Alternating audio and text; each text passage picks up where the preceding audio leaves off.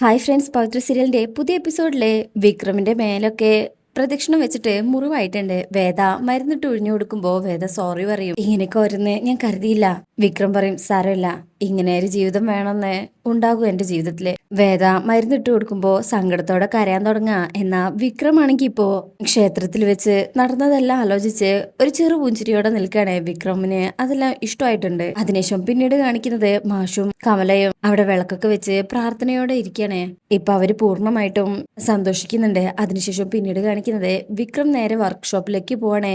വിക്രമിന്റെ വരവ് കണ്ട് എല്ലാവരും ഞെട്ടിപ്പോവാണ്. അനിയൻകുട്ടനും ജോസഫും രാജേട്ടനൊക്കെ അന്തം വിട്ട് നോക്കി നിൽക്കും. ആഹാ, മാല കേട്ടോ, സ്വാമി ശരണം. ജോസഫ് വയ്ക്കും, ഇതെന്താടാ പെട്ടെന്നൊരു ആത്മീയത, ഇന്നെന്താ രാജേട്ട ചെയ്യാനുള്ളത് എന്ന് ചോദിച്ചോണ്ട് വിക്രം അവിടെ വന്നിരിക്കുമ്പോ രാജേട്ടൻ പറയും ജോലിയുടെ കാര്യം അവിടെ നിൽക്കട്ടെ, ആദ്യം ശരണം മടക്ക്, സ്വാമി ശരണം എന്ന് വിക്രം പറയുമ്പോ അവരൊക്കും എന്താ പുതിയ പാതയിൽ പതിവുള്ളതെല്ലാം അവസാനിപ്പിക്കാൻ തീരുമാനിച്ചോ? വിക്രം പറയും ഞാൻ ആഗ്രഹിച്ച് ചെയ്തതല്ല, അമ്പലത്തിൽ വെച്ച് വേദ എടുത്ത തീരുമാനമാണ്. അനിയൻകുട്ടൻ പറയും സ്വാമി അപ്പോ വേദയുടെ വാക്കൊക്കെ കേൾക്കാൻ തുടങ്ങിയല്ലേ? വിക്രം പറയും എന്നെ കൊണ്ട് പെടുത്തിയ രാജേട്ടാ, അവൾക്കെന്തോ നേർച്ച ഉണ്ടായിരുന്നു, അമ്പലത്തിൽ വെച്ച് അവള് പറഞ്ഞത് പിന്നെ ഊരാനും പറ്റാണ്ടായി, ചെയ്തില്ലെങ്കിൽ പിന്നെ വീട്ടിൽ ചെന്നാ അവള് സൗര്യം തരില്ല. ഇത് കേട്ട് ഇവരെല്ലാവരും ചിരിക്കുക. ജോസഫ് പറയും മാലയിട്ട സ്ഥിതിക്ക് ഇനി അത് തെറ്റായി പോയെന്ന് വിചാരിക്കാൻ പാടില്ല സ്വാമി. അപ്പൊ രാജേട്ടൻ പറയും വിക്രം മാലയിട്ട സ്ഥിതിക്ക് നമുക്കൂടെ മാലയിട്ടാലോ? അപ്പൊ തന്നെ വിക്രമിന് നല്ല സന്തോഷവും. അത് നല്ല ഐഡിയ, എനിക്കൊരു കൂട്ടാവുമല്ലോ. അനിയകൂട്ടം പറയും അച്ഛൻ മരിച്ചിട്ട് ഒരാണ്ട് കഴിഞ്ഞില്ല, അതുകൊണ്ട് എനിക്ക് വരാൻ പറ്റില്ല. രാജേട്ടൻ ജോസഫിനോടൊക്കും നിനക്ക് പറ്റൂടാ, അതിനെന്താ, അയ്യപ്പന്റെ മുന്നില് അഹിന്ദു എന്നോ ഹിന്ദു എന്നോ ഒന്നുമില്ല, എങ്കിൽ പിന്നെ നമുക്ക് നാളെ തന്നെ മാലയിടാം. അനിയൻകുട്ടൻ പറയും എന്തിനാ നാളെ ആക്കുന്നേ, ഇന്ന് തന്നെ മാലയിടാലോ വൈകിട്ട്. അങ്ങനെ അവര് മാലയിടാൻ തീരുമാനിച്ചിരിക്കുകയാണ്.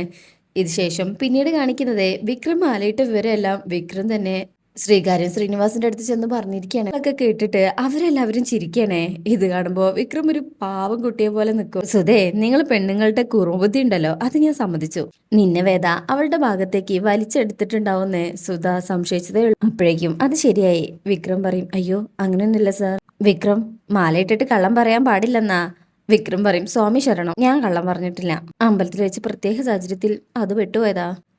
ഇത്തരം സാഹചര്യങ്ങളിൽ പെട്ടുപോകുന്നതിനെയാ വിധേയത്വം പറയാ. എന്തായാലും നല്ല കാര്യല്ലേ, നടക്കട്ടെ സ്വാമി. സുധയ്ക്കും വീട്ടുകാർക്കൊക്കെ സന്തോഷമായി കാണും അല്ലെ വിക്രം? വിക്രമാന്ന് തലയാട്ടും. ശ്രീനി സാറ് പറയും അതില്ലാണ്ടിരിക്കോ? ശ്രീകാര്യ ശ്രീനിവാസന്റെ പാതയിൽ നിന്നും ഒരാളെ ആത്മീയ പാതയിലേക്ക് മാറ്റിയെടുക്കാൻ ആ വീട്ടിലേക്ക് കയറി ചെന്ന മരുമകൾക്ക് കഴിഞ്ഞിട്ടുണ്ടെങ്കിൽ അവര് സന്തോഷിക്കാണ്ടിരിക്കോ? എത്ര ദിവസത്തെ വ്രതമുണ്ട്? അപ്പൊ വിക്രം പറയും അത് തീരുമാനിച്ചിട്ടില്ല, എങ്കിൽ പിന്നെ 41 ആവട്ടെ, അവിടെ മകരവിളക്ക് കാണാനായിട്ട് പോയാ മതി. വിക്രം പറയും സാർ ഇങ്ങനെ പരിഹസിക്കല്ലേ.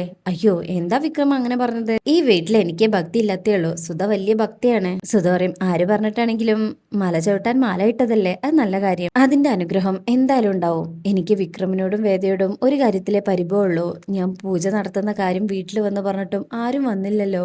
വിക്രം പറയും അത് മനഃപൂർവ്വമല്ല. സുധ പറയും ഞാൻ പറഞ്ഞതേ ഉള്ളൂ. അപ്പോഴേക്കും ശ്രീനി സാറ് പറയും അല്ല മാല ഇട്ടതുകൊണ്ട് ഇനി യൂണിയൻ പ്രവർത്തനങ്ങളൊക്കെ അവതാളത്തിലാവോ? വിക്രം പറയും മാല ഇട്ടാലും ഇല്ലെങ്കിലും ഞാൻ സാറ് പറഞ്ഞ എന്തും അനുസരിക്കുന്നേ, സാറിന് അറിയാലോ. അപ്പൊ അയാൾ പറയും അയ്യോ അങ്ങനെ എന്തും ചെയ്യാൻ പാടില്ല കേട്ടോ. വേദ വിക്രമിനെ കൊണ്ട് ഇത് ചെയ്യിച്ചത് തന്നെ കുറച്ചു കാലം എനിക്ക് വേണ്ടി ചെയ്യുന്ന കാര്യങ്ങളിൽ നിന്നും മാറി നിൽക്കാൻ വേണ്ടിയാണ്. ആ സമയത്ത് ഞാൻ സ്വാമിയെ അനാവശ്യ കാര്യങ്ങൾക്ക് നിർബന്ധിച്ച് ചെയ്യിപ്പിക്കാൻ പാടില്ല. പക്ഷേ നമ്മൾ കർമ്മങ്ങൾ ചെയ്യുന്നതിന് വ്രതം ഒരു പ്രശ്നമല്ല, അത് ശുദ്ധിയോടെ ചെയ്യാന്ന് മാത്രമേ ഉള്ളൂ. ഒരു കണക്കിന് ഇപ്പൊ മാലയിട്ടത് നന്നായി. നാളെ മുതൽ ശ്രീകാന്തിന്റെ ഫാക്ടറിക്ക് മുന്നിൽ തൊഴിലാളികൾ സമരം ആരംഭിക്കാൻ പോവാം. വിക്രസ്വാമി വേണം അത് മുന്നോട്ട് കൊണ്ടുപോകാൻ. വിക്രം പറയും സാർ ഇങ്ങനെ ഇടയ്ക്കിടയ്ക്ക് സ്വാമി എന്ന് വിളിക്കുന്നത് എനിക്ക് കുറച്ച് ബുദ്ധിമുട്ടുണ്ട്. അല്ല മാലയിട്ട ആളെ അങ്ങനെ അഭിസംബോധന ചെയ്യണമെന്നല്ലേ? വിക്രം പറയും വേണ്ട, സാറ് പേര് വിളിച്ചാൽ മതി.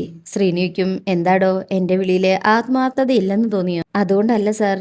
അപ്പൊ ശ്രീനി സാർ പറയും ശരി, ഞാൻ പറഞ്ഞു വന്നത് സമരം അലങ്കോലാക്കാൻ അവരുടെ ഭാഗത്തുനിന്ന് എങ്ങനെയും ശ്രമിക്കും. ഈ സന്ദർഭത്തിൽ വിക്രം തിരിച്ചടിക്കില്ല എന്നുള്ള വിശ്വാസം കൊണ്ട് തന്നെ അവിടുന്ന് ആക്രമിക്കാനുള്ള ശ്രമം ഉണ്ടാവും. ഗുണ്ടകളെ വെച്ച് വരെ അവര് സമരത്തെ നേരിടാം. പോലീസിനെ വിളിച്ച് അടിച്ചൊതുക്കാനുള്ള നീക്കം ഉണ്ടാകും. പക്ഷെ അതുകൊണ്ടൊന്നും സമരം പൊളിയരുത്. മാത്രമല്ല തൊഴിലാളികളുടെ ശരീരത്തിൽ ഗുണ്ടകളോ പോലീസുകാരോ തൊടാൻ പാടില്ല. അത് ഉറപ്പുവരുത്തേണ്ടത് വിക്രമാണ്. മനസ്സിലായല്ലോ?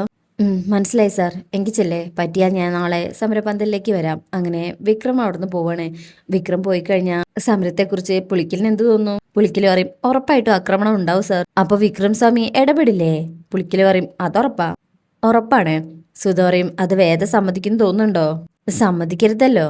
ആ ഫ്രിക്ഷൻ അവിടെ ഉണ്ടാവട്ടെ, ഞങ്ങളെ തമ്മിൽ അകറ്റുന്നാണല്ലോ വേദയുടെ വെല്ലുവിളി. അവൾ പറയുന്നതിനനുസരിച്ച് വിക്രം അടങ്ങി ഒതുങ്ങി ജീവിക്കാൻ തുടങ്ങിയ അത് ചിലപ്പോൾ അവളെ കൊണ്ട് പെട്ടെന്ന് പറ്റിയേക്കും. തൽക്കാലം എനിക്ക് വിക്രത്തെ ആവശ്യമുണ്ട്, എനിക്ക് പുളിക്കോ പൊയ്ക്കോ, എനിക്ക് ചില പണിയുണ്ട്. അങ്ങനെ പുളിക്കൽ അവിടുന്ന് പോയി കഴിഞ്ഞാ സുധയുടെ ശ്രീനി സാറ് പറയും, ഞാൻ പറഞ്ഞത് നിനക്ക് മനസ്സിലായോ? സുധ പറയും അപ്പൊ ശ്രീനി സാറെ പൊട്ടിച്ചിരിച്ചിട്ട് പറയും, കുറച്ചു മുമ്പ് SP വിളിച്ചിരുന്നു. ആ ശ്രീധരൻ കൊടുത്ത പരാതിയിലെ അവർക്ക് കേസ് അന്വേഷിക്കാൻ നല്ല സമ്മർദ്ദമുണ്ട്. അഥവാ പോലീസ് അന്വേഷിച്ചു പോയാൽ ഇലക്ഷന് മുമ്പേ പോലീസ് എന്നെ പിടികൂടും. അപ്പൊ മുന്നിൽ നിർത്താൻ എനിക്കൊരു ബലിയാട് വേണ്ടേ എന്ന് പറഞ്ഞുകൊണ്ട് അയാൾ അങ്ങനെ പൊട്ടിച്ചിരിക്കണേ. സുധയ്ക്കൊന്നും മനസ്സിലായിട്ടില്ല. അതിനുശേഷം പിന്നീട് കാണിക്കുന്നത് പുളിക്കല് പുറത്തിറങ്ങിയിട്ട് ശ്രീകാന്തിനെ ഇവിടുത്തെ വിവരങ്ങളൊക്കെ വിളിച്ചു പറയാണ്. അതായത് സമരം എന്തായാലും തുടങ്ങുന്നേ.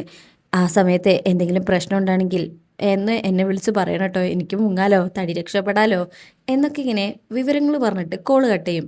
എന്നിട്ട് പുളിക്കല് വിചാരിക്കും, ആ ശ്രീകാന്ത് സാറേ ഇതൊന്നും ഫോൺ റെക്കോർഡ് ചെയ്തിട്ടുണ്ടാവാൻ ഞാൻ മതിയായിരുന്നു, എല്ലാവർക്കും അവന്റെ ജീവനാണല്ലോ വലുത്. പിന്നെ ഇതെങ്ങാണ് ശ്രീനി സാർ അറിഞ്ഞാ ഞാൻ മെഴുകുതിരി കത്തിക്കാവേ എന്നൊക്കെ ഇങ്ങനെ വിചാരിക്കുകയാണ്. ശേഷം പിന്നീട് കാണിക്കുന്നത് പിറ്റേ ദിവസം സമരപന്തലിലാണ്. അവിടെ സമരം തുടങ്ങിയിട്ടുണ്ട്.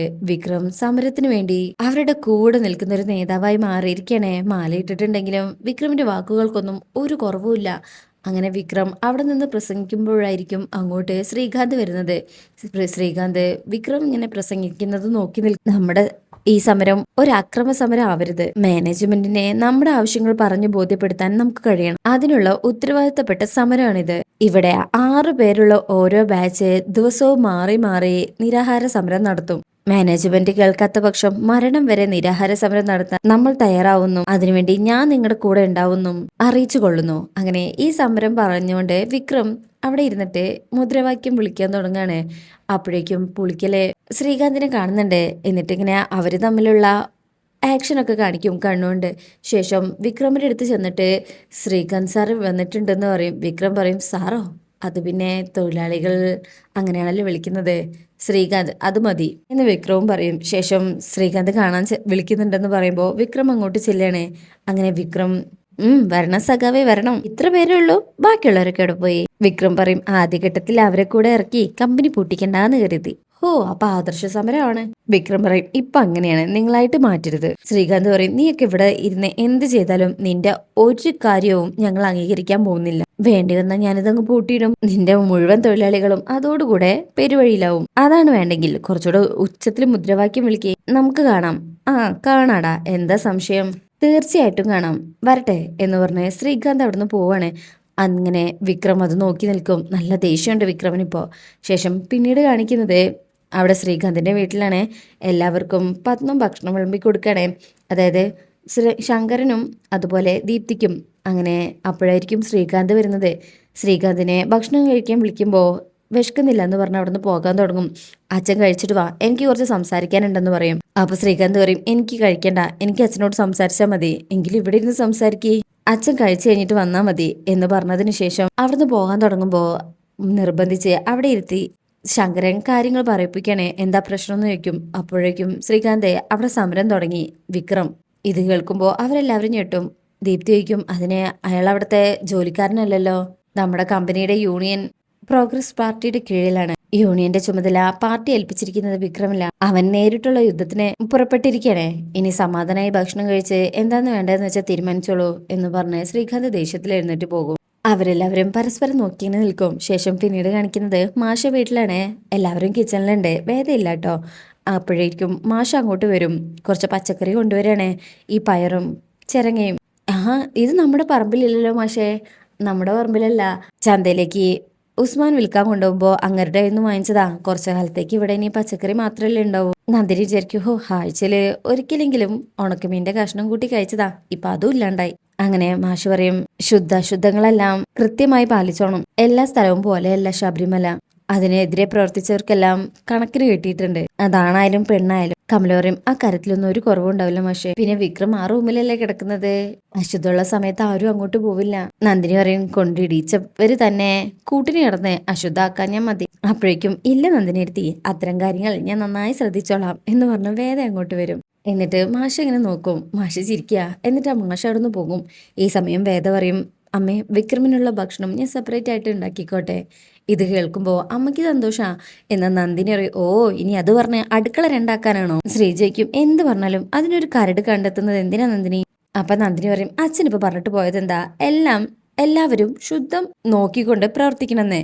അപ്പൊ എല്ലാവർക്കും ഉള്ള ഭക്ഷണം നമ്മൾ ആ രീതിയിലല്ലേ ഉണ്ടാക്കുന്നേ, പിന്നെ വിക്രമിന് മാത്രം വേണ്ടിയിട്ട് ഇവള് സെപ്പറേറ്റ് ഉണ്ടാക്കേണ്ട കാര്യമുണ്ടോ? അങ്ങനെ അങ്ങോട്ടും ഇങ്ങോട്ടും പറയുമ്പോ കമലമ്മ പറയും മാഷ് കേൾക്കണ്ട മോളെ, വിക്രമിന് വേണ്ടത് മോള് സെപ്പറേറ്റ് ആയിട്ട് ഉണ്ടാക്കിക്കോ. ഈ കാലം കഴിയുന്നതോടെ അവന് പൂർണ്ണമായിട്ട് മാറ്റിയെടുക്കാൻ ഇറങ്ങിയതല്ലേ, അപ്പൊ പിന്നെ എല്ലാം മോള് തന്നെ നോക്കിക്കോളൂ. അപ്പൊ വേദ പറയും നന്ദിനി അടുത്തി ഞാൻ കറി ഉണ്ടാക്കാന്നേ പറഞ്ഞുള്ളൂ, കട്ട് ചെയ്ത് തരാട്ടോ പച്ചക്കറിയൊക്കെ. അപ്പൊ നന്ദിനി പറയും അയ്യോ വേണ്ട, ഇനി ഞാൻ കട്ട് ചെയ്ത് തന്നിട്ട് അവൻ മല കയറുമ്പോ പുലി പിടിക്കണ്ട. ആ പിന്നെ പോകുമ്പോഴേ വിക്രമിന്റെ ഫോണിലെ നന്ദിനി അടുത്തിയുടെ ഫോട്ടോ കൊടുത്ത് അയക്കുന്നുണ്ട് കേട്ടോ. നന്ദിനിക്കും എന്തിനെ, അല്ലാത്തവാ പുലി വന്നാ കാണിച്ചു കൊടുക്കാലോ, പുലി പേടിച്ച് പൊക്കോളും. നന്ദിനി പറയും അയ്യടാ ഒരു ഉണക്ക ചമാച്ച, ഇതുപോലെ ഒരു 5-6 കൂടെ റെക്കോർഡ് ചെയ്ത് കൊടുത്തു വിട്ടേക്ക്, പുലി മാത്രമല്ല സകല വന്യജീവികളും പൊക്കോട്ടെ എന്നും പറഞ്ഞുകൊണ്ട് നന്ദിനി അവിടുന്ന് പോവാ. അവരെല്ലാവരും ഇതും കേട്ട് ചിരിക്കും. അപ്പോഴേക്കും വിക്രം അങ്ങോട്ട് വരും. ആഹാ എല്ലാവരും വലിയ സന്തോഷത്തിലാണല്ലോ, ഈ സന്തോഷം എല്ലാ കാലത്തും ഉണ്ടാവണം എന്നുള്ള പ്രാർത്ഥന മാത്രമേ ഉള്ളൂ അമ്മയ്ക്ക് എന്ന് പറയുമ്പോ വിക്രം സ്വാമിയെ ശരണമയ്യപ്പ എന്ന് പറഞ്ഞ് അവിടെ വന്ന് ഡൈനിങ് ടേബിളിൽ ഇരിക്കണേ.